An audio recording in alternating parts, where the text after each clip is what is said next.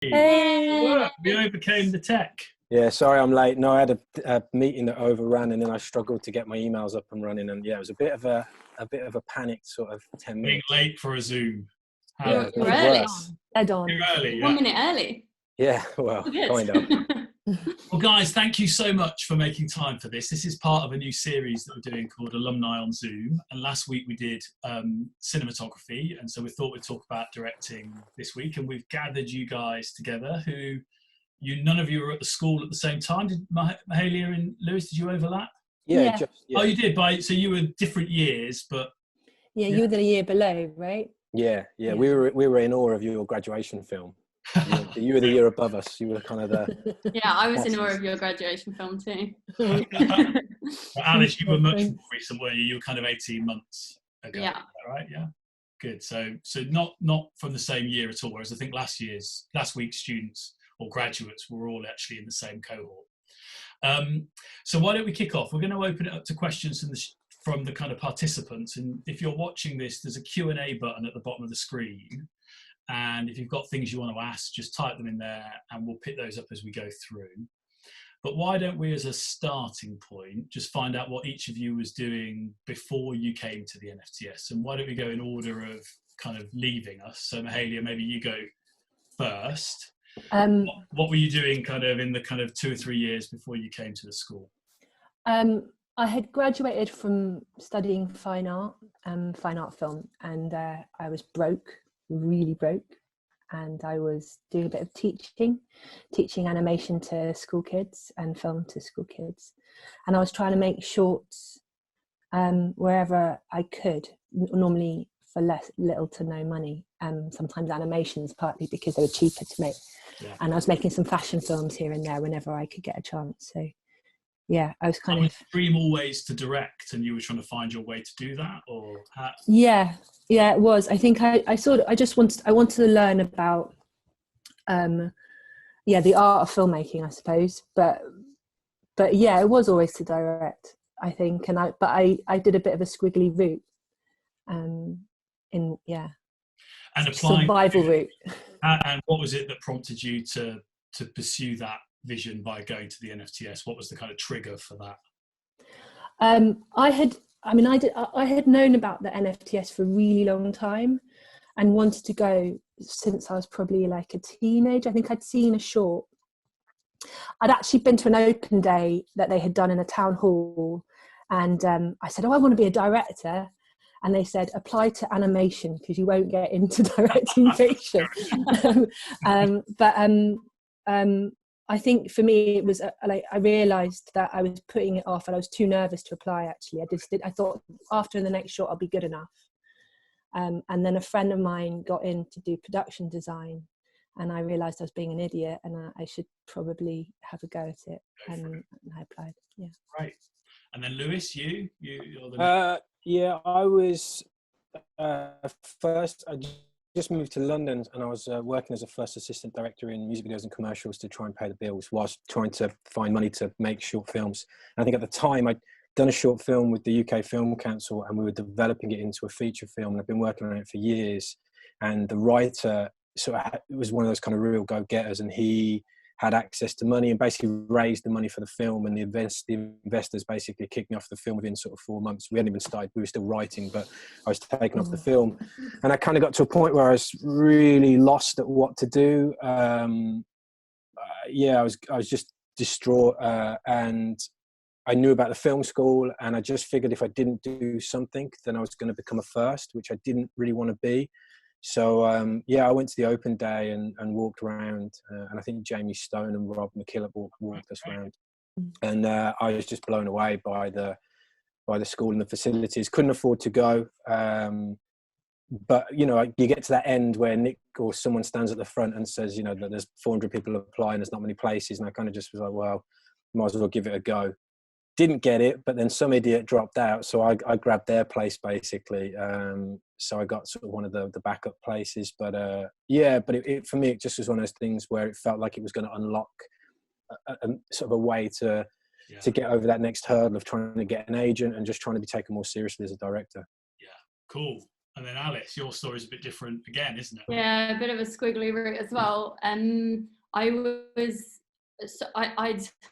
kind of was like working in film, but again not really in what I was like a producer's assistant, and then I worked in just an assistant for a few different people, and then had ended up as a development assistant, which was great, and I learned so much doing that. I was kind of reading lots of scripts and getting a lot from it, but at some point I realized, like, okay, it's impossible to make films during, like, while I'm doing this, and it's almost like too close to, it's like at some point I need to pick a camp, and so I quit that job and then just got like jobs that were completely separate. So I just temped basically, but it was easier to kind of to be flexible around, like, okay, if I needed a week to make a short film, I could do that, whereas in a full-time job that was impossible. So yeah, I was temping, and then I was making shorts and writing, and then I actually came to the NFTS through a scheme that called the Diverse Director Scheme, which was basically you applied.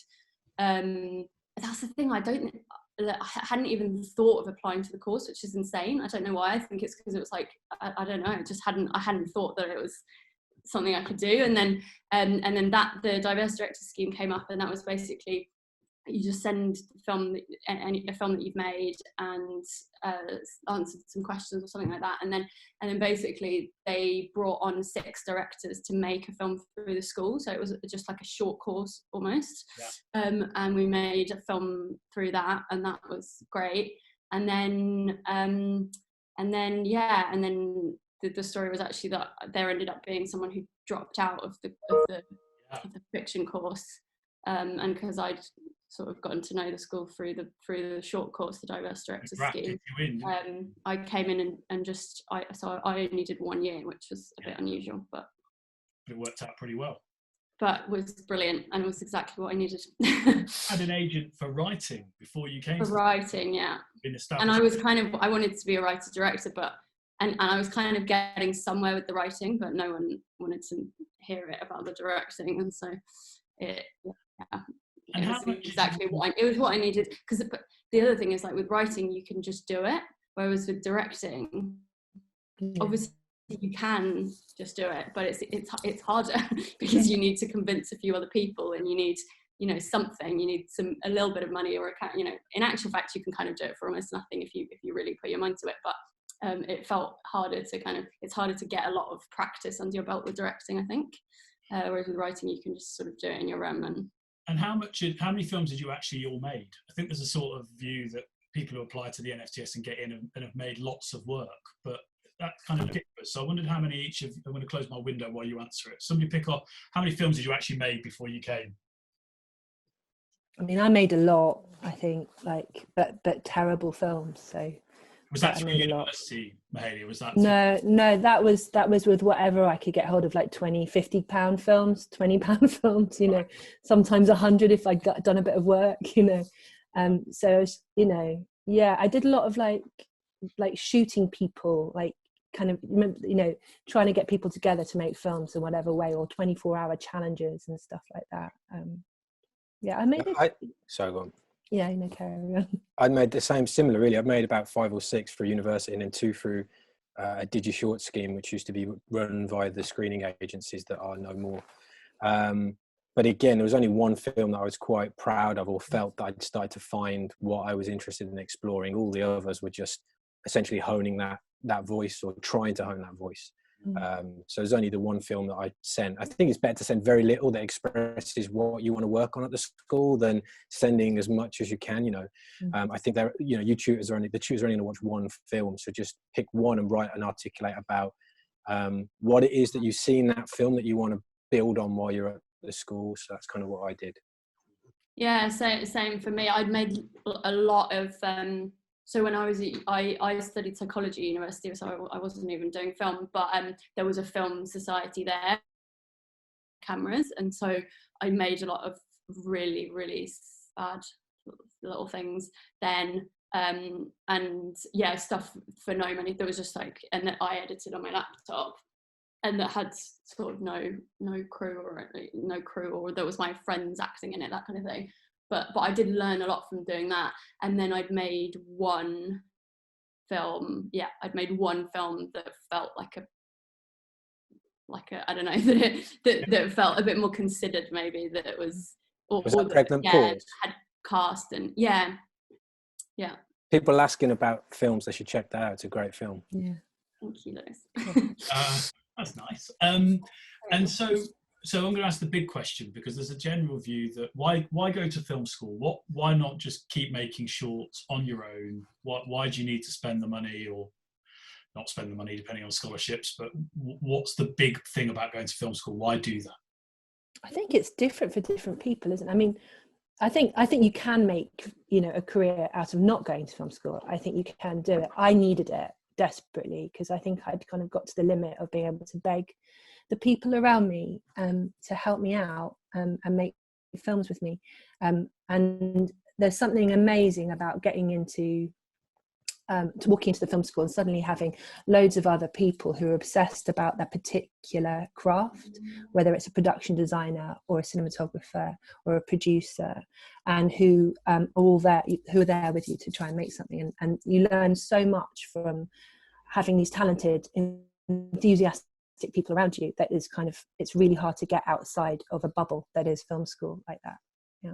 I think I naively went thinking that it would, in the same way with May. I kind of got stuck, and I thought it was going to unlock a platform to agents and industry professionals that I wasn't getting outside of film school. But the reality was, I think a lot of people come to film school thinking they know how to direct, they know how to do it. And then you spend 2 days with some of the tutors there, Ian Seller in particular, and you realize you know nothing, and that there is so much to learn. And I think the great thing I found about film school, minus the learning you get from each other,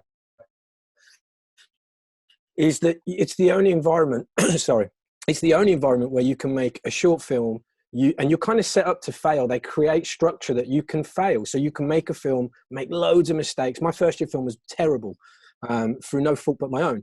But I learned from that. And immediately, as soon as I finished that film, I could put the lessons I learned into practice into another film, and then make mistakes, learn things from there. And then again, put that into immediate practice into another film over such an intense period that if you'd done that out of the industry, if you'd made a film and it had been terrible, the confidence knock that might give you, the outside influence of the industry on that film, it's quite difficult. Whereas the film protects you, the tutors challenge you, your peers challenge you to make mistakes, really, which sounds mad, but it's only through the mistakes that I personally have learned from everything that's bad in my life. In terms of the work I've made, I've learned much more than anything that's a success. So for me, that's kind of what I got out of it more than anything.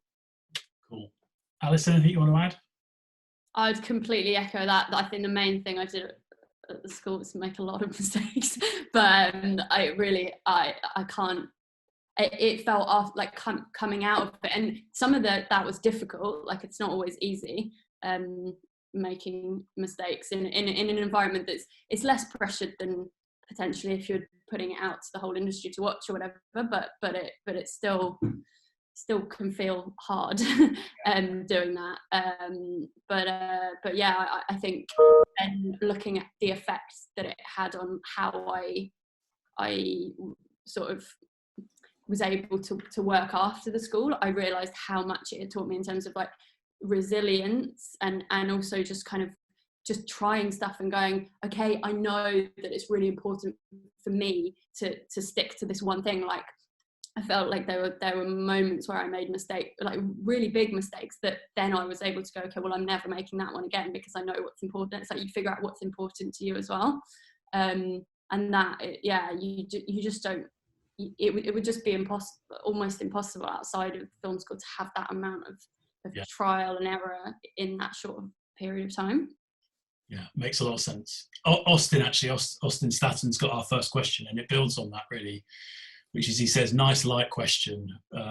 What is the biggest mistake you've made that you've learned from? So we were talking a bit about mistakes. What mistakes have you guys made that you kind of then learned from that and then move forward with in a different way, maybe? I don't think there's enough time in a session to do this question. Well, Lewis, I remember you've told me, and I don't think I'd only just joined the school, but as you said, your first year film didn't go the way you And I made a digi-short film that was terrible as well. Yeah, me too. But Me too. you know, those, to be honest, yeah, I mean, those are the things. But that first year film is particularly terrifying. When you're in it, every film is terrifying at film school, because you know you feel like the whole school is kind of observing and watching and judging you. Because as the directors, you have to lead all the other disciplines. You know, you have to kind of be there, and they're investing in you really, because they can only do the work that, you know, of the work that you're sort of building and creating, and be a part of that. But there's a lot of pressure on you, and I think, yeah, my first year film, you know, was a mistake for many reasons, not just one, but you know, I made lots of mistakes that I was lucky to be able to sort of put into practice immediately. But I think, yeah, I mean, for me, the biggest mistakes I made is in terms of those films, and it's never just one thing. It's usually about the ambition or really simple things in story, but it's part of a growing process, you know. Yeah. Anybody else got any mistakes that jump to mind that you can share with Austin, make him feel a bit better? This is kind of a vague one because getting into the specifics feels a bit weird, but I definitely had a thing on a film where I think film, or like when you're making a film, it's so much about like collaboration and compromise of the situation. You know, it's like making things work, and I think generally I've always been quite good at that. But there came a point on one of the films that I made where I knew deep down in my gut that there was something big wrong, and I didn't like stick with that. I sort of went, oh, I think it'll be okay. And it wasn't. And I felt like, I feel like learning that it's really great to be able to think on your feet and go, okay, let's work with what we've got. And but if there's something, it's to trust your gut. I think that like, to not go like, oh, I'm sure it will be fine, it will just work out. It doesn't. Like, if you know, and it's telling that, you know, like knowing the difference between when something is a small thing that you can just work with, and when something is like, it's worth sometimes like it being a bit of a nightmare to fix right now, versus having to live with that then when you're in the edit and for the rest of the life of the film. It's like, you know, when something big is going wrong, like having the courage to speak up and to kind of, even if that's going to be tricky. Yeah, instinct, I think, is the thing. I'm constantly still learning to trust my instinct, to trust my gut a lot more, but also being able to trust it because I'm learning how to. So, you know, you kind of go, okay, you're actually making the right call here. I think at film school, like I made a film, I did short as well prior to my grad film, that it was actually quite a cool script. It kind of worked with Ingeborg Topsoe's writer on it, and it was a very funny sci-fi future comedy, and it wasn't like tonally right for me, I think, and I liked it, but I liked it, and I kind of held it over here. It didn't go to bed, and it wasn't in my stomach somewhere, you know. And so when things started to go wrong with that, I didn't know the answers. I couldn't trust my instinct because it wasn't right. I didn't have it inside me in a way. And so I feel like your connection with the material is you've got to kind of, if it doesn't work, you have to really dig into the material to find that connection if it's not stinging. And I made that mistake before. Yeah.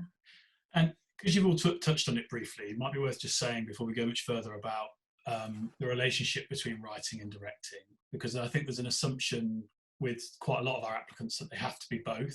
Do you see yourself as both? Is it, you know, how do you position yourself now? What do you think about that in terms of people applying to the school? Lewis, do you want to take that one first, maybe? Oh God, here we go. Yeah, I mean, I don't class myself as a writer. I'm not a writer-director, but I enjoy writing. I enjoy work, and I work a lot with writers very early on in the process. But I try not to write.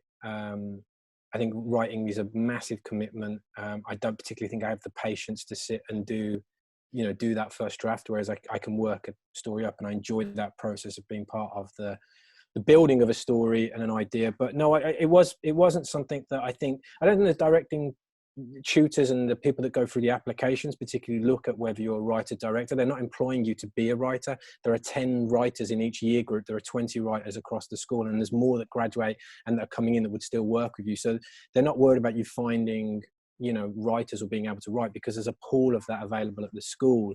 I think what they're more more care about is what you want to build on as a director. Now that might be trying to find your voice through your writer, but you know, your writing voice through your directing, or it might just be I don't know if Alice did this, if she worked with writers, because she's a writer herself, but yeah, I mean, I work with writers at the school, and yeah, it's not a negative. In fact, I think most of my year worked with, apart from one, I think, or two, generally worked with writers. Even if they co-wrote, they worked with writers. Yeah. Cool. Alice, Mahalia? I mean, I don't. I mean, I have written, and I hated it, and I don't enjoy it, and I think it doesn't make. For me, I've loved working with people. I love it, and at film school there are these, you know, brilliant writers to work with, and I had a great time working with some writers there, and one particularly. Yeah, and I think still now, it's the same as Lewis, exactly the same as Lewis, as I really love working story through, and I really love working with other people, bouncing ideas around, and it feels really creative. And but I also understand how difficult it is, how difficult it is. So there's so much respect for writers, and I think if I started going, okay, I've got to write as well, I would be desperately unhappy, and it would be disrespectful to the writers I'm working with. Alice, you're a bit different, aren't you? Because you... Yeah, I do write as well as direct, but I would say that, well, first of all, definitely at the school, I think there's amazing writers there, and there's absolutely no... I think it's almost better if you're not. I mean, not better, but there's no better. But you know, if you go in to create a partnership or just work with the writers there, I think that's amazing. And there's some truly very, very talented people there. For me, I also do both, but I think it's partly like I have two sides of my personality. Part of me loves being out and in the adrenaline of directing, and then other part of me just wants to be on my own. And I couldn't do it, like, just lifestyle wise. I need both. But I see them as quite different. And I've directed stuff that I haven't written, and I would write stuff that I wouldn't direct as well. So I've kind of, I mean, it depends, but I think I really see them as quite different, and I see them as like, I also, like, once I've written something, at some point I also have to take the writing hat off and actually Ian Sello, who's one of the tutors, directing tutors at the school, he really sort of cemented that in my mind, of this thing of like, actually you look at, even if it's your own writing, you should look at it as if you didn't write it. It's like, because you don't, just because you wrote it doesn't necessarily mean that you have the keys to everything. It's actually sometimes there's stuff that's in there that's just sort of like the way that ideas meld and come together. It's like, how do you look at it with a director's hat on, that isn't just like, well, I wrote it and I'm gonna just do what I wrote. You know, it's respecting both crafts and not seeing them as like one sort of bit of the same thing. I think we're like 15 minutes in and we've mentioned Ian Sello 3 times. He's a genius. He's who he is. The guru. Say a little bit about who teaches you and what's good about that, maybe. So we've addressed that, because we keep mentioning him. Who is Ian Sello?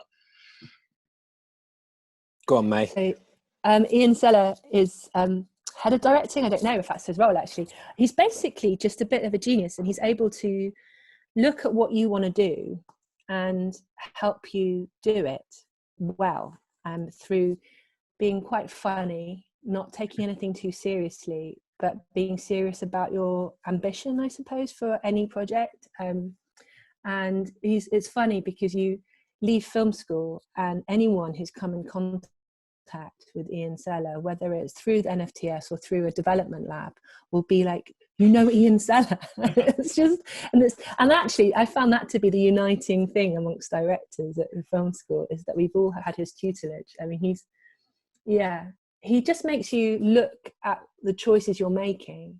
I remember very early days with the opening of Volume, like I kind of had this feeling about what I wanted. That is a short film I made as a grad film, Volume, the feeling about it. And he was like, no, what is it? What is the first image? What is it? And he just kept at me about what I needed to do from the beginning. How far away are the people from the lens? You know, just pushing. And that made me find a particular location. It just pushed me to really be precise. And it's not hard work with him, is it? No, it's he just teaches you to interrogate everything, doesn't he? I always have this thing. Are we allowed to swear? Yeah, cool. Yeah, I mean, the thing that I always leave on every job, and I hear Ian in my head always, is that what the fuck is it about? Every decision I make, everything I'm doing, every time I'm doing anything or answering any question, you kind of run that through this process of what the fuck is it about? And, you know, I think he doesn't often say that, but that's what he's getting at all the time. And it kind of, yeah, he's brilliant. And some of the things he does a lot of work outside the curriculum as well. He does something called opening reels, which is probably one of the best teaching experiences, you know, and I use it if I do, I use it quite often because I think it's a really great tool to make you really analyze and question other directors in terms of what is it about. So he's just brilliant. You're going to say this, you've got to hope you don't lose him now. He's going to ring you and be like, hey, right. That's it. He's always known he's genuinely the only person that I've only ever heard people like say he's a genius. And because I remember that because Lewis was on the director's scheme.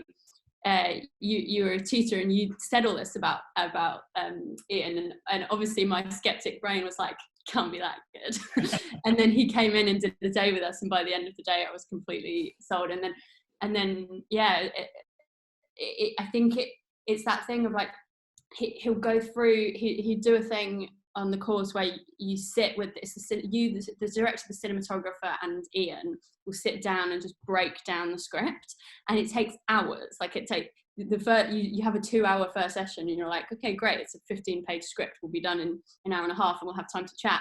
And by the end of an hour and a half, you've done like the first 3 pages, and he'll literally every word that's on there, he'll be like, what's this? And it all sounds really simple. Like the questions are always really simple. It's not pretentious or like kind of abstract. It's very specific, but it's like, because I think the thing that what unlocked in my mind, and actually it was when he was doing the opening reels, I think actually on the scheme, where he had this, the way he put it was like, filmmaking is just a series of simple images, right? So it's one image that's like a girl in front of a TV, you know, cut to it's so simple, but that's your story. And it's going from a script to a series of images. How do you do that? How do you go from something on the page to like a simple image plus a simple image plus a simple image tells a story? And it's so simple and yet so genius, and just completely shifted for me the way that I understood directing, which is quite great, quite amazing, really. Well, that people know who the genius of Ian Seliman.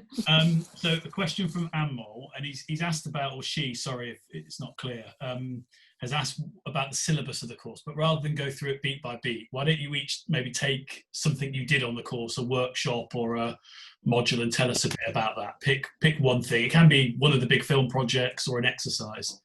Might give people an insight into what happens. Do you want to start, May? Go on, Lewis. No. Okay. Well, I mean, the first year, the most useful stuff is kind of the stuff that Alice was just talking about, which is in the first year. I think before you do the 3 films, which I'll let other people talk about, you know, you do a series of exercises. You know, like you start. It's really funny. It's like the Karate Kid. Ian starts you right back to the basics of washing cars, which is basically, we started with our phones just filming. He'd say, film one image to tell this story, and you go away for 10 minutes and you do it. And you thought you'd nailed it, and then you'd interrogate it with him and you'd be like, oh, I'm an idiot. Why didn't I, you know? So you kind of build up like that. And I think initially you think, oh, I just want to get going and making the films. But, you know, the first 6 months you're bonding, you're meeting people. I think the key thing is you're making them doing these exercises that just don't matter. That's the key thing. They don't matter to the industry. They don't matter in terms of the perception of anyone else. So you can really express and play and try things out. And I think that's the first 6 months of the course. And then you kind of move on to first year film.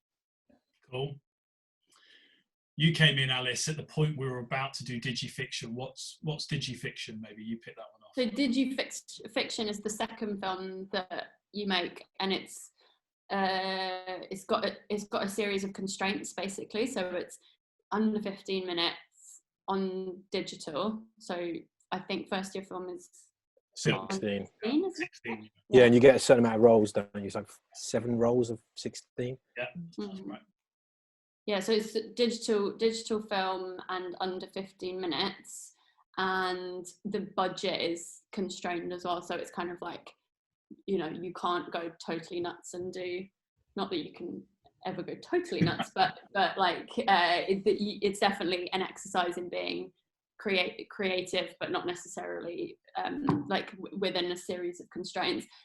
And yeah, and I think it's a 4-day shoot, maybe. Yeah, that's good. That's it, really. And Mahalia, is there something else you want to pick out? Just give people a play.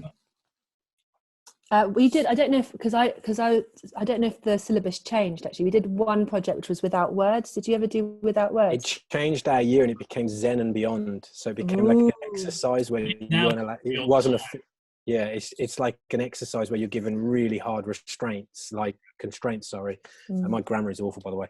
Yeah, constraints, and you have to make a film within that. And again, it was, I think, to try and make you not be making a polished film, but to try and play with, you know. We now call that Beyond Time, which I think had a different title. Beyond Time. Yeah, you did. You made really cool silent movies, essentially, didn't you, May? If I remember correctly. It wasn't silent movies because it wasn't like diddly music underneath, but it was without any script.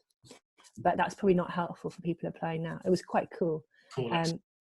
So the grad film is, I suppose, the final big hurrah for all the departments where you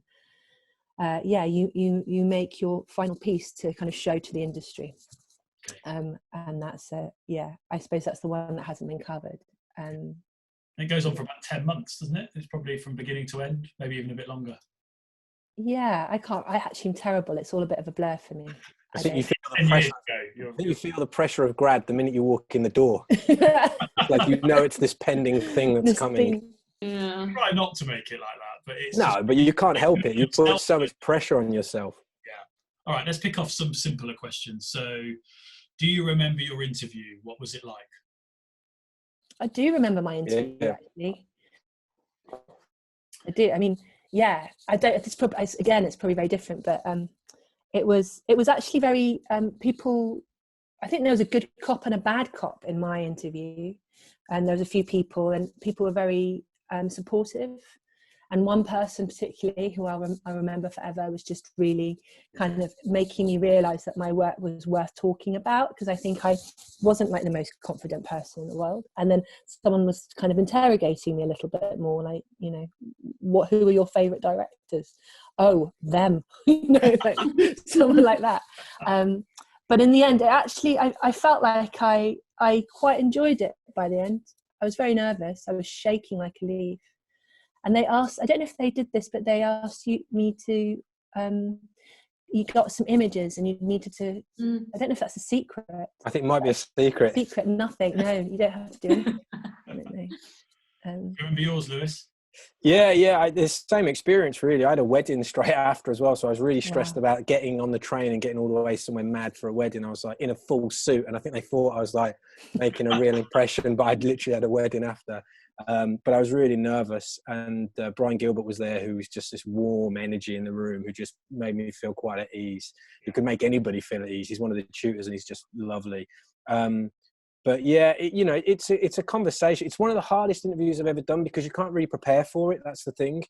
You have to think about what you spoke about in your application. But unlike a job interview for a TV gig, where you can go in with prep and mood boards and really thought about the script and responded to the work, you can't really respond about your own work. It feels quite narcissistic. So it's quite difficult. And I think I was quite self-deprecating, as I probably always am. And, talking about all the mistakes I've made, but no, it's great. Everyone's I think we're more nervous, and you put a lot of the nerves onto the experience more than it is. It was quite a warm room, but they do ask difficult questions, but I think they're difficult because it's about yourself, and it's quite hard to, and I think you're second guessing it. I think the key piece of advice I could offer anyone who's going to apply is just try not to second guess. I think there's a perception that the film school want you to have, grown up watching certain filmmakers, and it's just not true. Across a film year, a group of 10 filmmakers, they want very distinct voices. They don't want the same filmmaker 10 times. So I think actually, if you love, Will Ferrell movies, or you love something, I think just show your passion for that. And I think that goes a long, long way than trying to second guess what they want you to say and do, basically. That's good advice. Where do most people live? I know what the stats are now, but somebody's asked, where do most people live? Do they tend to live in Beaconsfield or elsewhere? What, when we're studying? Yeah. I mean, I sort of was camping out in bits of London. Yeah, I was in London. Mm-hmm. I think I only moved to Beaconsfield right at the end because I ran out of money, and it was just a way of saving, you know. But actually, it didn't save any money, ironically, because you still need to go into London for things. But yeah, I for me personally, I know lots of people did. Creatively, I preferred to do the commute because I found being in London and around my networking there, I was able to be more creative than just being in Beaconsfield, which works for some people though. I think the stats are quite, when I joined the school, getting like 8-9 years ago, it was like 70% of students lived in London and 30% lived in Beaconsfield, High Wycombe. I think it's probably the other way around now, because I think rent is so much cheaper in Beaconsfield and High Wycombe. Mm-hmm. But I think post-production benefit more from being in Beaconsfield because of the totally hours, whereas directors and producers and writers can benefit more from being in London. So there's no right answer, is there? It's what works best. No, and I think you make so many friends that if you're doing it, you know, when you're doing your grad film, you know, there's plenty of places and couches you can surf. You know, that's what that's what I think a lot of the directors did. You know, was when things were really bad, you know, you were in Beaconsfield more, but or High Wycombe's actually a very good alternative to London because it's just got a bit more of an environment, a bit more of something. For me personally, Beaconsfield is very, I mean, I lived around there before I went to film school, ironically, and yeah, it's a bit sleepy. Yeah. Lots of questions, so I'm going to pick up one. Elsie's asked about what you did. What was the transition from film school into the industry like? So do you want to each talk about what you did immediately on leaving the school and what happened?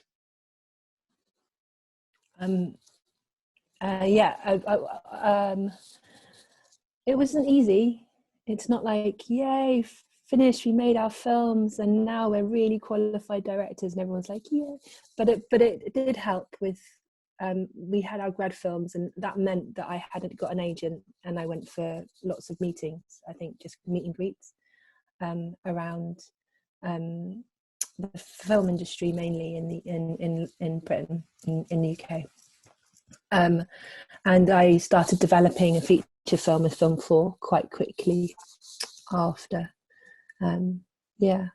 So that was, and then later I did a scheme called Coming Up, and I made a 90-minute film for that, which was actually, that was quite a few years later, but that was actually the thing that got me working a lot more.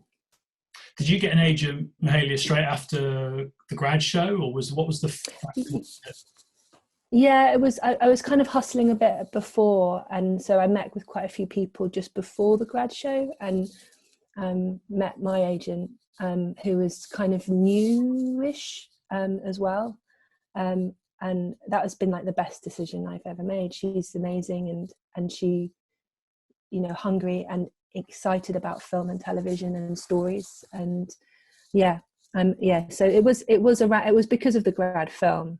More than the actual screening, you know. And Alice, what about you?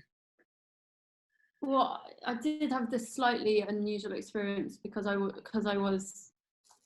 an agent, because I came in just for the year, and I did have an agent before that was mostly representing me for writing, but so that kind of was already in place. But yeah, basically it's a lot of meeting people. I think like if you look at making a film career, it is a long game, or a TV career, it's a long game, and it's a lot of like stuff that you don't know what's gonna ever seed. Like it's a lot of meetings where you're just like, oh my god, just another meeting that's not gonna lead to anything, but actually it might lead to something that you just don't know until you look back and go, oh, it's that meeting that I had that later meant that. It might not even be, might be like they then think of you for something else or whatever. So it's a lot of just kind of planting a million seeds that at some point hopefully will turn into something, but you never know in what way. I have a vague memory, Alice, of you on the grad ceremony at the Odeon Leicester Square telling me, oh, I've been offered a block of sex education. Is that right? If I remember, yeah. And you said, don't tell anyone, though, don't tell anyone.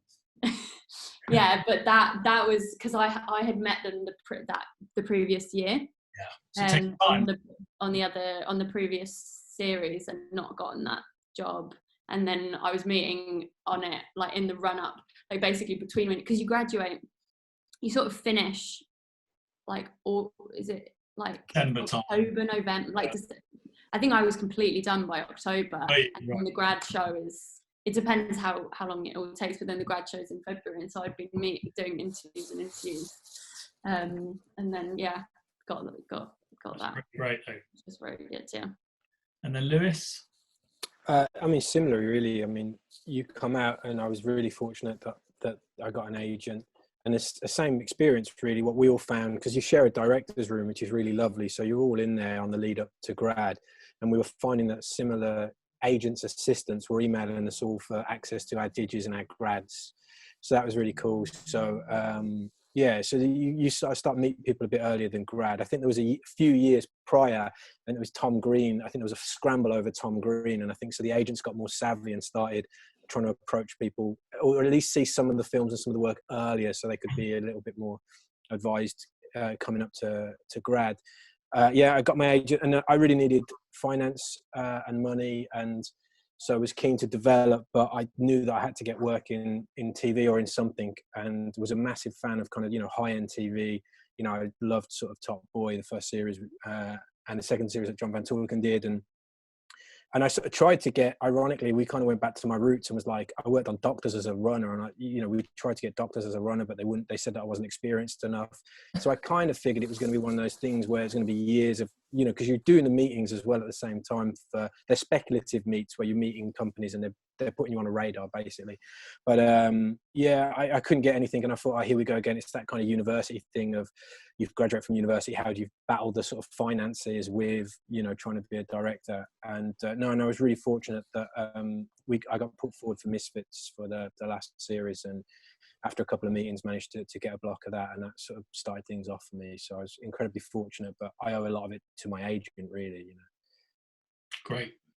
Another question: what do you think it was about your application, your short film submission, that caught the attention of the NFTS? Hard to answer that one, really. I think from my personal point of view, I think it's that I knew things I wanted to improve on. I could see from my past work what wasn't working and things that I was interested in exploring. Because I don't think people are looking for the finished product.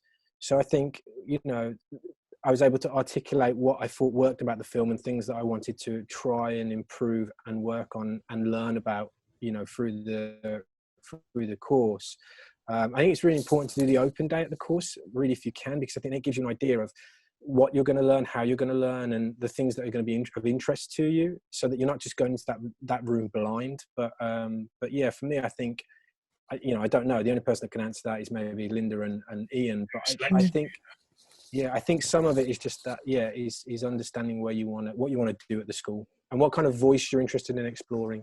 There's lots of questions like that, and I think it hints at people trying to work out what the X factor is that make you stand out. But it goes back to the thing you were saying, Lewis, which is we're partly selecting 8 totally different people. That's, who have all got something unique about them. So there is no one kind of cookie cutter. Yeah, and the flip side of that is to say that if you don't get in, that doesn't mean that it's an indictment of your filmmaking abilities. It might just be that it's like that 8 people need to get in, and it needs to be like a diverse group of, not 8 times the same filmmaker, and actually you not getting in isn't necessarily because you're not good enough or not an interesting filmmaker. It might just be because it doesn't quite fit the makeup of that year. But I definitely think that one of the things that I find tricky to do, but which I think I remember making an active effort to do it in the interview, because I think in the questions, like the application process, they ask you about what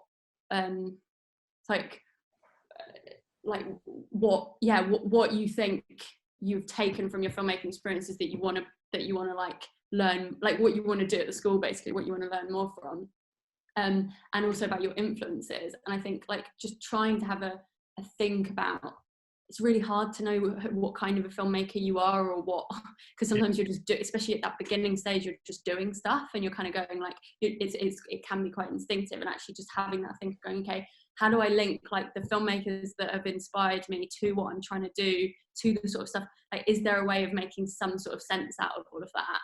And it's quite hard to do, I think, because it is a bit, like it's quite hard to see yourself in a way. Yeah. But I think just being able to go like, this is what I don't know, and this is what I'm interested in, and this is why I'm interested in it, and this is it. I think it just gives maybe the tutors the sense that you're someone who's in an active way exploring the craft and trying to get better as a filmmaker, and has an idea of what sorts of things they're interested in. Yeah, desperate to learn. I mean, I was desperate to learn more, and I got a feeling from other people on my course, everyone was really hungry. And it's true. I think you're completely right. You don't have to get into the NFTS to be a brilliant filmmaker. I mean, you know, you can see so many people, like short films that I've seen of people who've told me afterwards, I didn't get into the NFTS, and you know, it's just one of them things, you know.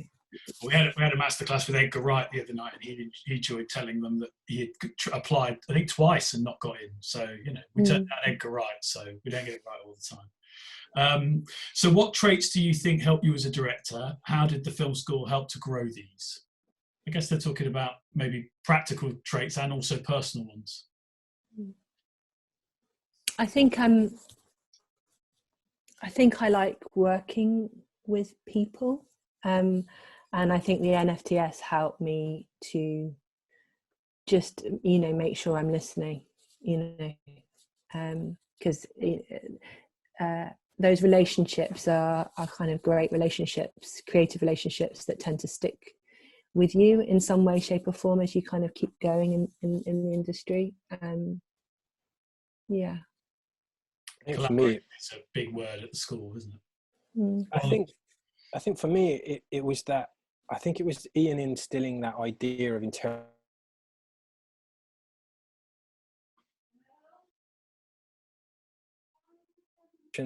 that even when right on set, sense to keep interrogating. I think maybe as a younger filmmaker, I could be, I think all young filmmakers can be kind of lazy. You know, whenever I do teaching at university level, there's a thing where they give you a script and they think it's finished. And I think that kind of goes through not just in terms of writing, but through most of the process.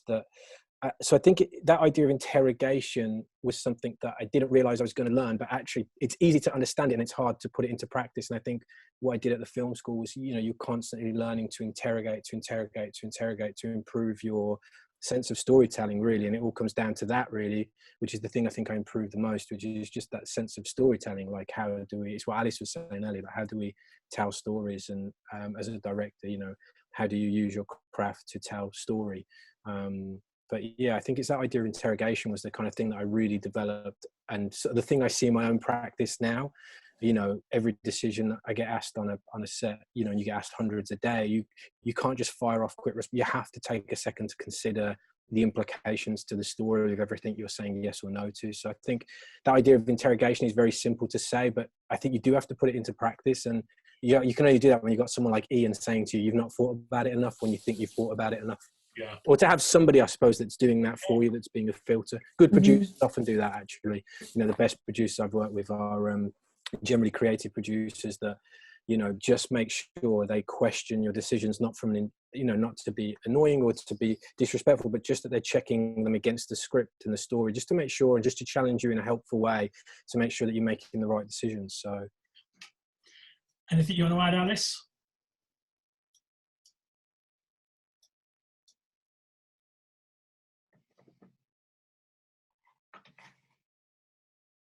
Yeah, I mean, those are brilliant. I was this thing of, I think when I started out making films, because you're doing a lot of it on your own. So like you're filming and maybe you're in it or your friend's in it, and then you're editing, and then you're like doing everything. And also I think when I started out anyway, you can feel a bit insecure. And so you sort of feel like a way of getting around that insecurity is to like talk a lot and have a lot of opinions or whatever.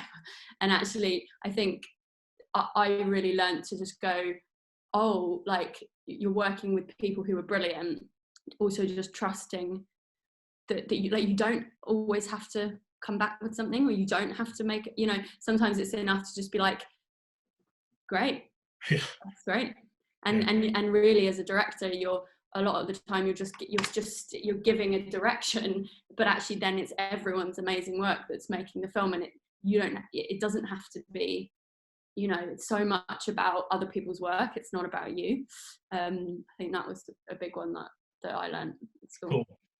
Lee said, I apologise if this is a naive question, but on the course, do you learn to direct actors and how to get the best performances out of actors, or is it mainly the technical side that you learn?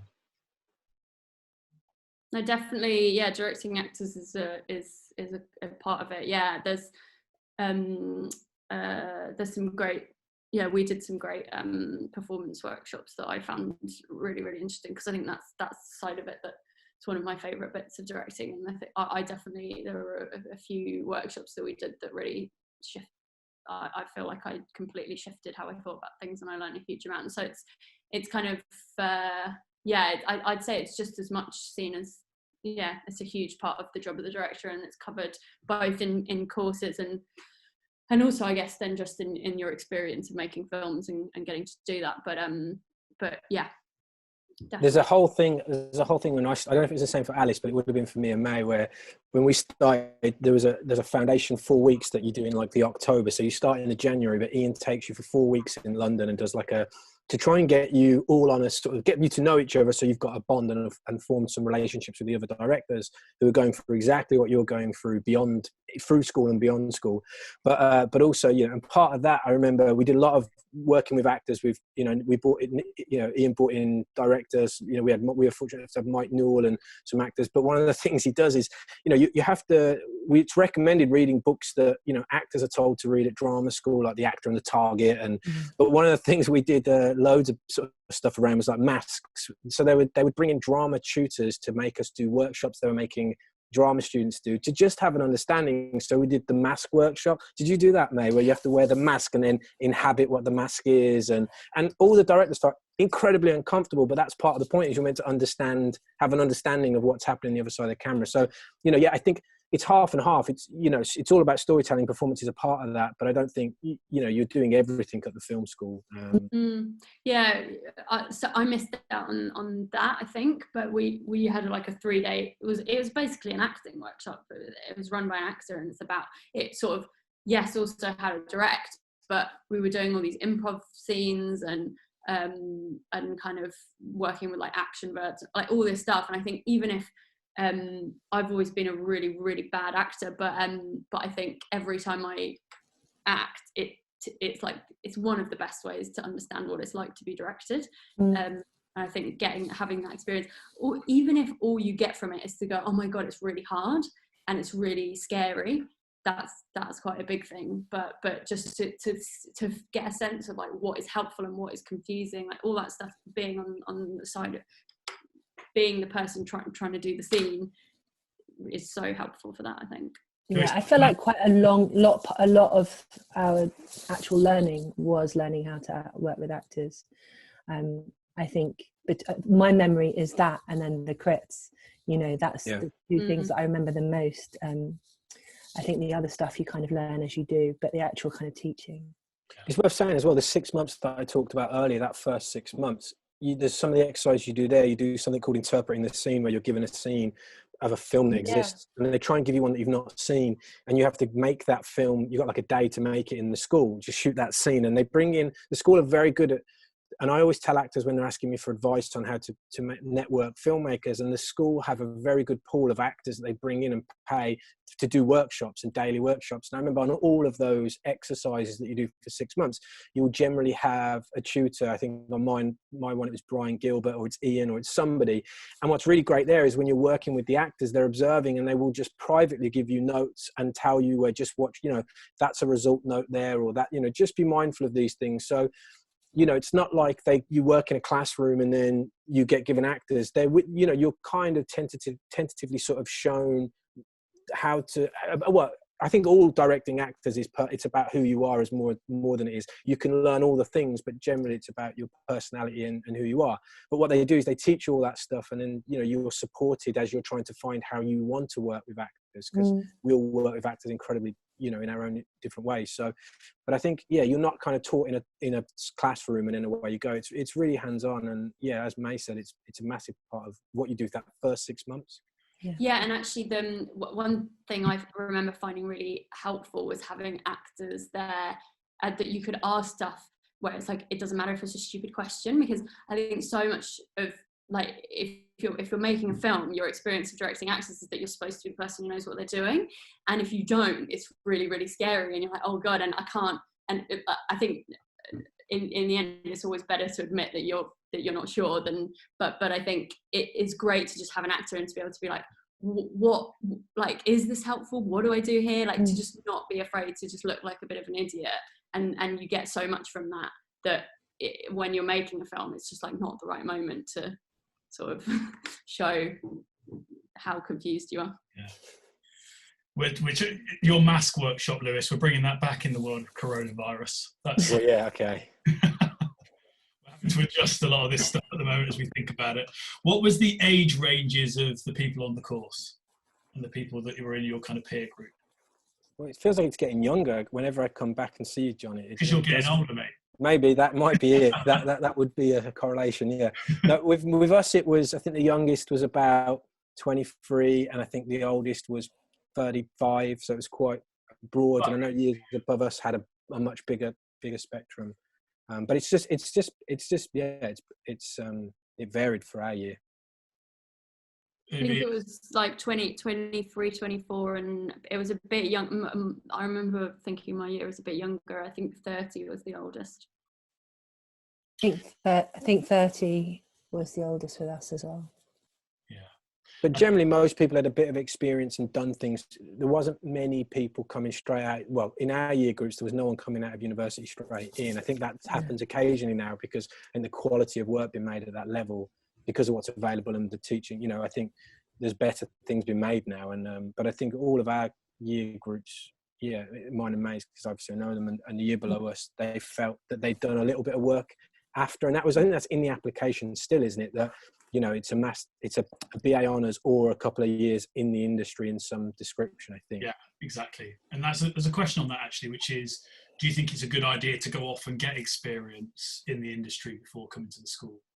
If you can, I think it's really helpful in whatever way, I think it's useful just to see how the mechanism of filmmaking works, but it's not always easy, and appreciate that. But there are schemes now that help to get a bit of a foot in the door in that respect.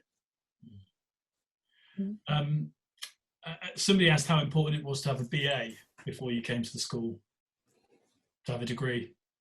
I think it was everyone's different. Yeah. I think it's all about that film and where you're at in terms of your filmmaking more than it is, educational. And someone said about masters, about it being a second masters, is that a problem? I think no, I don't think it matters about any of that stuff. Yeah. No, I don't think we're not ever. No, like or able to even come up. Like, exactly. So it's more about, I guess, it's more about what where you're at in your journey and what you want. And I think just the age and experience of people, it's just about having got to a point where you've tried stuff and you know a little bit what you want to do.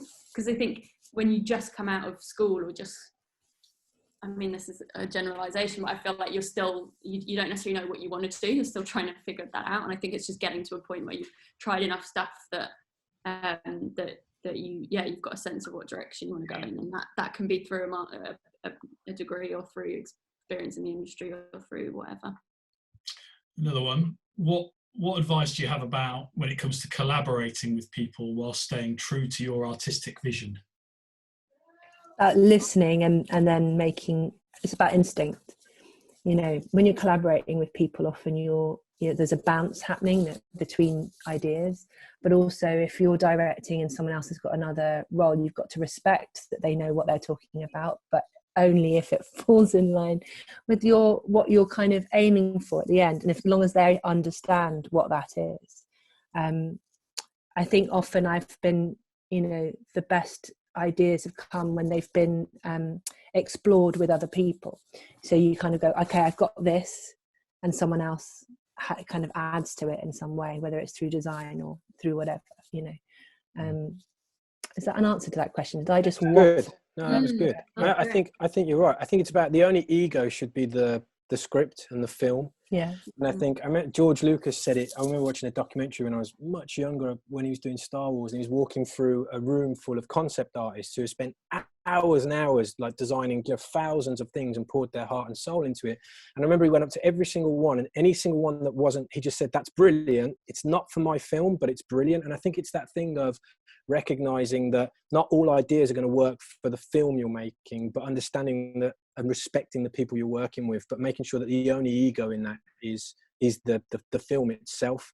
And you kind of have to learn as a director to take your ego out of the equation, which, you know, is something you have to learn and find a way of doing, because we're all driven by that need to tell story in our ways, and actually you have to allow people in. I think the best thing, sorry I'm waffling, but the best thing about I find as a director is, you know, how dull it would be if I wrote a film, imagined the film and shot that film. It's just, what's the point? You might as well leave it there. The best thing about filmmaking is being surprised. You know, the actor's doing something that surprises you, the composer showing you something that you just had no idea was possible, the cinematographer placing the camera where you wouldn't have thought to place it. And I think you have to create an environment where you're allowing your collaborators and your actors very much so, but a sense and a space of freedom to explore and play with you. And it is that. And then it's all gets sieved through the script basically, and the things that work stay and the things that don't go, but not because of your ego, but because they're just not right for that project. Yeah, I think that's so true. And a thing that I've been thinking recently as well is that it's also just different on every, it's like, it's each film. It's not just like you as a filmmaker or whatever. It's like on this project or this, that there's going to be certain things that it wants, but it's almost like removing that from yourself. It's not like, it's like what, it's the internal logic or the internal kind of like the feeling of that film, and you're just trying to tune into it and figure out what it is, and then it's like it's like you might have 10 ideas and 2 of them work for the film. It's you're chucking your ideas out along with, and it's just trying to get everyone on the same wavelength of what it is that the film needs, but beyond that, just not, it's like an idea can come from anywhere, even if it's good, you know, even a note on the script could come from the production designer, or it's like taking ideas from everywhere as if they're making the film better, and throwing your own ideas out if they're making the film worse. I think of it a bit like a smell, you know, like a really good smell. It's coming from lots of different places, and but there is something in that. Your job is to kind of be hold on to that tone, that smell, like, and you don't quite know what it is, but you've got to make sure it's all coming together in the right way, and everyone's going to blame you if it smells terrible, you know. So you've got to make sure that everything coming in is singing with each other, and those notes are working. So Matty's asked, if you had to redo your NFTS experience, what advice would you give yourself? Is there anything you wish to? Good question. Does it terrify you, the prospect of having to redo your NFTS? Totally. Totally. I would love to. I mean, like, I'm like free time in money to make stuff, lots of stuff, you know, with people who are really passionate. Now I'd do it in a heartbeat, but you know. We'd have you back. Yeah, I'm not sure actually. That's a tough question, because you kind of, you know, you get to the end and you've done what you need to do in some ways, and I think we should all be lots. kinder to ourselves. I think we put a lot of pressure on yourself, and I think there's a lot of pressure from other areas within the school, you know, not unfairly, but because, you know, you are directing a project that, you know, 10, 12 other people are relying on. So you put that, so I think there's an element of directors can be kinder to themselves in terms of, you know, we beat ourselves up about the work anyway. There's no point stressing about grads while you're making your digi, and there are those things, but I don't know. It's a really good question, but you know, I don't think that answers it. But yeah, I think being kind. I think every director could find a way of just being a little bit kinder to themselves. I wish I did a bit more writing actually at film school, where it was safe. Interestingly, I think I really loved working with writers, but actually it probably would have been a good place to explore writing a short film, because I actually didn't do that. Yeah. I think I definitely overthought it a bit. So I think like the film you're going to make is just the film you're making now. It's like, what do you want to make now? Especially with grad, I think there's this feeling of like, well, it's the film that's going to, you know, be watched, and it could define, you know, and it's like trying to do too much, and actually it's just trusting that, like, okay, just make what you want to make now, and it's not going to be hopefully the last thing you make, and so it doesn't have to. Yeah, you just not worrying. I think I did exactly the same though, Alice. I finished my digi and I poured my heart and soul into my digi, and then just couldn't land on what my grad film was going to be. Had loads of ideas, but just didn't mean. And the producer was getting really stressed at me because you put in so much external pressure of what this film means in terms of the industry. And ironically, it was Guy Ritchie came into the school and did a masterclass, and we were watching it, and he just said one thing that really sort of struck me at that point. He said. He was talking about Sherlock Holmes. I don't even know if I'm allowed to say this or if the masterclasses are kind of done in confidence, but he said like he hadn't made a film since the one he made with Madonna, and he was really unhappy, and he hadn't made anything for a while. He was low on confidence, and everything he read, he kept questioning whether he should do it, shouldn't do it. And then he said one day, after about a year of doing it and not making anything, he just decided whatever script comes through the door, I'm just going to direct it, and I'm going to give it 110%, and I'm just going to go for it. And it was Sherlock Holmes, the first one. And that just really stuck with me when I left, because I was in the exact same position where I was just putting off what I was going to do as grad. And then in the end, I just went, this is the one we're furthest on. I think I got to handle this. Let's just give everything to this, because it's not forever. And I think it's that thing of, it's one film. So I think that kind of ties in with be kind to yourself. Yeah, definitely. You beat yourself up. I don't know. I felt like I beat myself up about things you can't control. Yeah. If that's Matty that's doing the course now, it's like, don't overthink your grad. He's got a way to go before he gets to grad. We're in the first 6 months. Oh, okay, yeah. But you're amazing how like you still, even then, you're still thinking about it. Or yeah. I was. I don't know if Alice and May were. Yeah. Well, yeah. You had a bit less time to obsess about it, Alice, didn't you? I had a bit less time to obsess about it, but I definitely felt the pressure. Yeah, and I think it would have been better if I'd sort of calmed myself a bit. Yeah. Was there a thing, this comes up quite often, did you feel prepared when you left? So Alice, you left and you're pretty quickly on the set of Sex Education, and Lewis, you did Misfits, and Mahalia, you had Ellen happen. What were the gaps in kind of knowledge? Were there any? What was the learning curve on leaving? In terms of the craft, like you're always learning. The only thing I would say that could be there are things in place. Like, I just think obviously we've been very fortunate. There are, and it could have easily gone a different way had the different decision fell out or something shook down differently. And I think there is an element of aftercare in place, but I think it's that we as directors become very close and communicate to each other. And the film school has a yearly event where you all meet up with alumni at Christmas, just after Christmas. But that's quite an intense way to catch up with people. But I don't know if there's a way. I don't know. Like, I know Duncan's just started an alumni, or starting to reach out to alumni more. But I do think there is. Yeah, I do think there is aftercare in terms of we're all. I think there's a perceived nature that we're all kind of working and happy and whatever. But I think at every point in everyone's journey, you kind of go through things where you self-doubt, where you. Yeah, and it's those things that you can't be prepared for by the school that I think we try to help each other with. But but in terms of the craft, there's so much there. It's up to you to grab hold of as much as you can. But the one thing I don't think it prepares you for, which I don't think you can be prepared for, is the insecurity, is the emotional side of the roller coaster of trying to do what we do for a living, which is Yeah, and I think no, go on. And I think that I realised in my year, for example, people have different times. It doesn't happen immediately. Some people look like really shiny straight out of film school, and like you get loads of agents come at them, and it's all super exciting. I was quite lucky actually, but even so, it takes a lot of time to get to the place you want to be. I haven't even got there yet myself, and I think I'm on the road, but I think that I've seen it with my peers, like directors who aren't from London, UK even, and struggling to get being taken seriously, but actually have made their feature films now, but it's taken a while. And I think the kind of the nature of that leaving, the buzz around, isn't true for the long term, actually. Yeah, totally. Because I think the experience of being in the film school is incredible, because you've got basically everyone looking at you and going, we really care about what you're doing now. And the reality, I mean, I definitely had this a bit more just before the school, when I was in a bit of a rut basically with everything.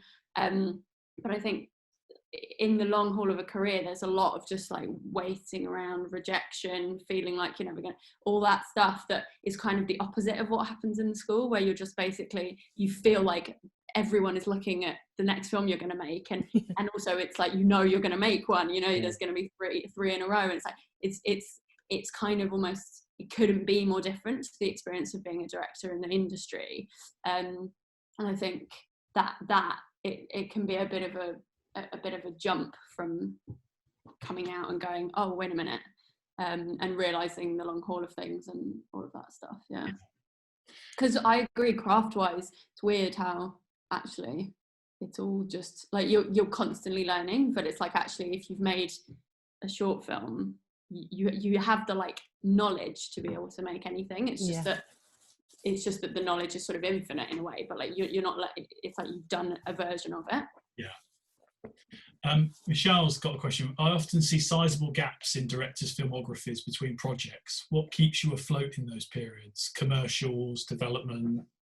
That's a good question. Go back to what you're saying, Lewis, about the kind of, it's not all easy. Yeah, I think there's a balance. I think, you know, like I experienced it when I first left uni, which is how do you pay the bills whilst chasing what you want to do? And I think there's a perception that when you've made it, that's something that happens. I know I keep coming back to masterclasses from the school, but it feels appropriate. But I remember Gareth Evans, I think you ran that one, John. Gareth Evans did a thing where he said after he'd made Monster, he was on Godzilla, and it was for a year's prep. But in America, you don't get paid until the first day of principal photography, and he had to take a loan from his parent to help him pay the bills, because he was, you know, for months he didn't have any money, and at any point that film could have toppled. So I think there's a perception that when you're working, that you're earning and that it's all going well. But I think you're constantly trying to. It's lots of eggs in baskets. You know, yes, it's lots of development.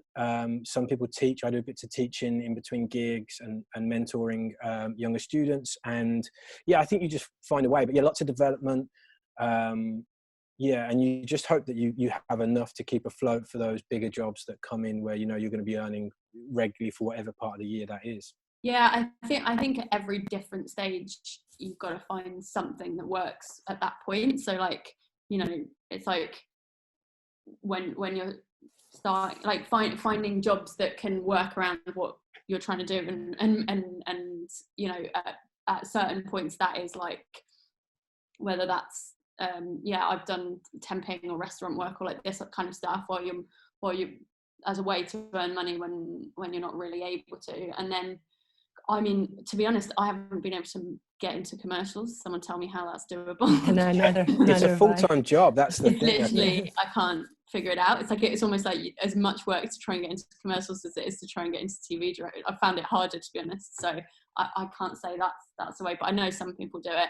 I think everyone also just has such a different route. It's like, what is available to you at each different point, and it's just finding. And I think I definitely have had, you know, a couple of years where I've gone, okay, that really works for me, and then suddenly it's like, okay, I need to find another way to earn money, because for a bunch of reasons it's not working anymore, and then you think you need to try and find something else. So it's always a bit tricky. But yeah, I think it's harder in film, because in TV there is just more work, and you can get it faster, and just the timeline and everything's much faster, I think, in film.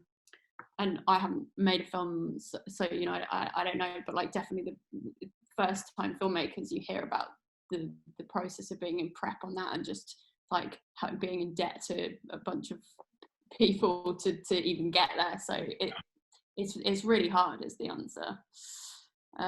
How's it been? As a building out on that, how's it been in lockdown for you guys? Because as directors, you want to be on set, you want to be doing things. You've had 8 to 10 weeks of that not being able to happen. What have you been doing instead? I mean, I've taken a bit of time out of shooting telly, because anyway, just to kind of make my film, because otherwise I'd be making television forever, because it is so kind of, it's when it's ready to go, you go, and that's what's so thrilling about it. So I'm in development, so luckily for me, I haven't been pulled off of a shoot. It's sort of been taking over as before. Yeah. Lewis, you were filming, were you, or you just finished? No, we were in post. So yeah, we did the last 2 weeks of the edit unlocked remotely, and then we've been doing all the music, sound design, which with 2 NFTS grads, ironically, of my year. So with Nico and Sarah, we've been doing all the post remotely, and then now we just had a conversation before I came on this about how we're going to try and do some of the ADR remotely. But yeah, so it's an ongoing thing. But yeah, you know, and then developing as well. So I'm working with a couple of writers on a few things. So it's just trying to keep those things going as well. I mean, it's worth saying about the whole money thing, though. You know, when you are working in television, I think television does pay very generously. So, you know, when you see gaps in sometimes you see gaps, if you can live quite, you know, if you can figure out your finances, there are ways to take periods off, and it's never off as a director, because you're still going to meeting people, you're still developing stuff, you're still talking to people about projects. But yeah, it's not like when you start working TV, you start getting work, you're going to be skint. I think it's just about managing that expectation over the long term. And while we're talking about money, how did you guys piece the money together to be at the school? Because that's a big thing for people. How did you guys make it work? I had a scholarship from Cineworld at the time, and John Braburn, a bit of money from John Braburn. I struggled. I didn't have any money savings beforehand, partly because I wasn't earning so well. So I was very lucky in that I, you know, got supported. Yeah, I wouldn't have been able to go, basically, if that wasn't the case. Yeah. Same for you guys?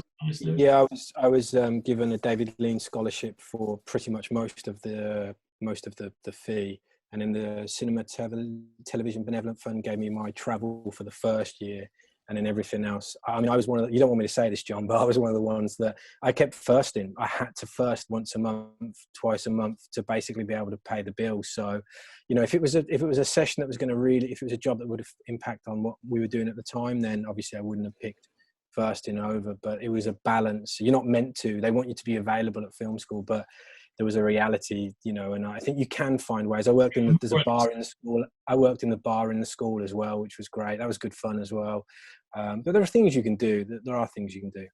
We're more people having to work. I think we kind of it's getting that balance right, isn't it? Because you don't. Yeah, totally. Study.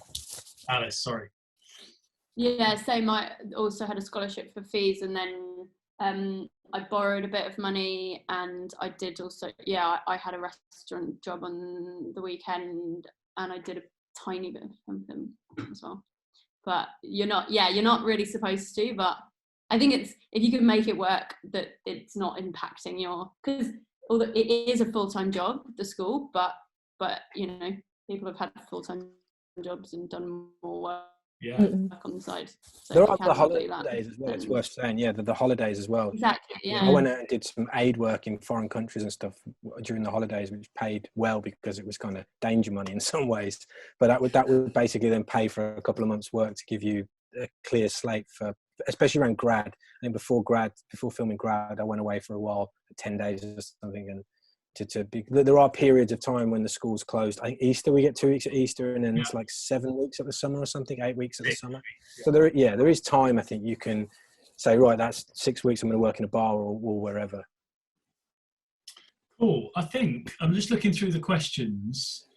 I think we've covered most of the big things. So I thought I might just get you to talk about what's going on for you now. I mean, Lewis, you've got this TV show that's in post and going to come out later this year or next year? Yes, well, it's meant to be September, so we're meant to be working towards delivering it. Yeah, it's a 3-part drama called Des, about sort of around the serial killer Dennis Nielsen, and a thing me and my friend came up with about 5 years ago. Ironically, the same time I was working on Cleaning Up, but it's just taken so long to get it to commission, and these things take forever. Well, for me. Some people can do it really quickly, but yeah, this one particularly has taken a long time, which some projects do, some projects kind of happen earlier, but yeah, so we're finishing that basically. So yeah. And that stars David Tennant and Daniel Mays and and Jason Watkins. It's about the three men. It's about the men around. It's about these two men who kind of came into contact with this serial killer at the time he was arrested. So the leading police officer, and then ironically, he was interviewed by an author who kind of bypassed the prison and started having meetings regularly with Dennis Nielsen from the sort of, when he was in remand, when you're legally not meant to be talking to someone. He went and met him regularly and had interviews with him. So it's about these two men who come into contact with this man, and it sort of builds a picture of this, of Nielsen and his crimes and how he kind of got away with it for so long. And just so Great. it ties with the question, do you know what you're doing after that?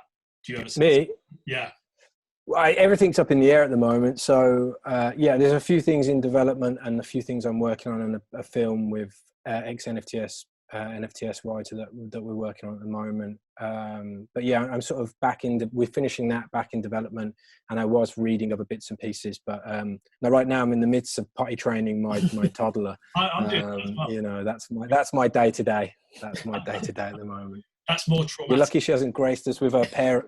Last time I did one of these, she came in and took a big poo on the floor behind me. So that would have been exciting. And Alice, what about you?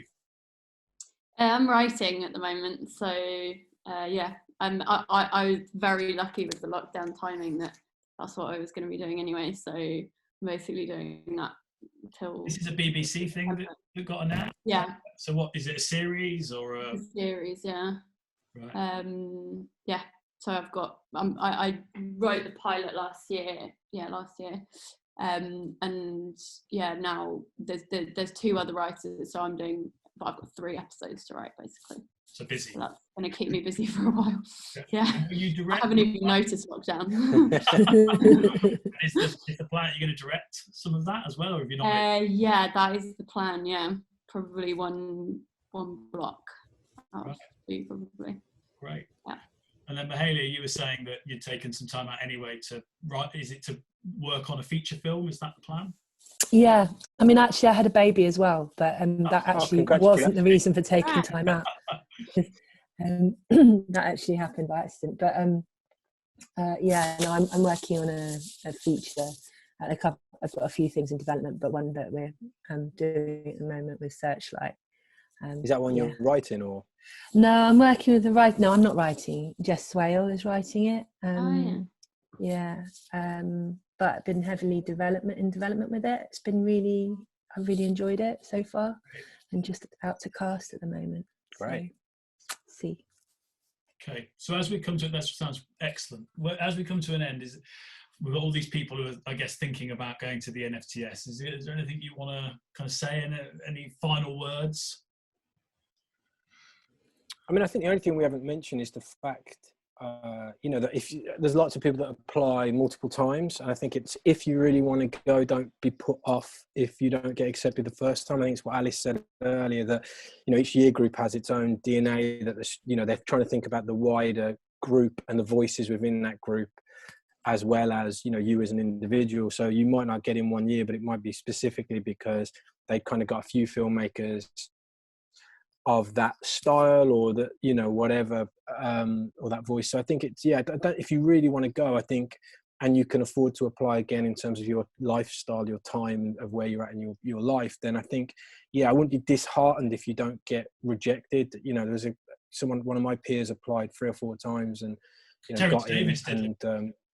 Did he? Terrence Davis applied 3 times before he got in, yeah. So. Oh, wow. There you go. I'd also say, like, one of the biggest things that the film school gave us, I think, is confidence. Just to feel like kind of a bit of what you know enough.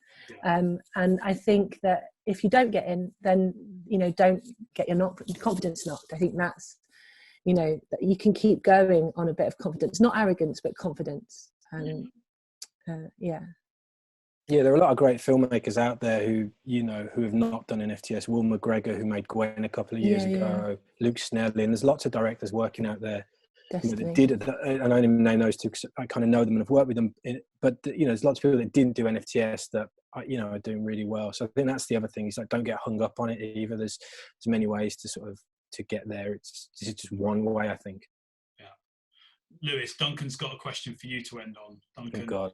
He said, which one film from Marvel's Phase 4 releases are you most looking forward to? I'm really looking forward to the, sorry everyone. I'm really looking forward to the Disney Plus stuff. I'm really looking forward to Falcon and Winter Soldier more than I am the films right now. That's the death of Cap America in the graphic novels and the sort of what happened after that was brilliant. So I'm hoping they're going to do some really good stuff within that series. So yeah, I mean, like, that's like taking movies and then like making them over 6 hours on TV. That's phenomenal. It's the same as The Mandalorian, which, who doesn't want a Star Wars series of that quality over 8 hours or whatever.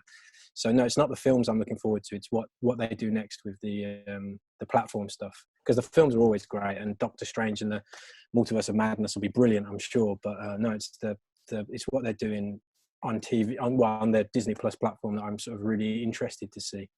That was really that's how nerdy I am. You saw lots of attendees drop off as you're no, I'm only joking. Yep, that's why I'm annoyed about lockdown. It's because all this great stuff has been delayed. Like, it's yeah. Well, listen, guys, thank you for your time. I think we've had loads of messages saying how useful it's been. If you do want to use the chat and just say thanks to Lewis and Alice and Mahalia, then do. But thanks for all your time, guys. We appreciate you. Thank you. Busy diaries. Pleasure. Calendars. I'm sure as you were supposed to be out somewhere exciting today. Not the world we live in anymore, is it? Thank you very much. Anyway. Thank you. Cheers. Thank you, everyone. Cheers. Bye, lovely thanks. to see you all as well. Yeah, lovely. All these lovely messages. Bye. Bye. Bye. Bye.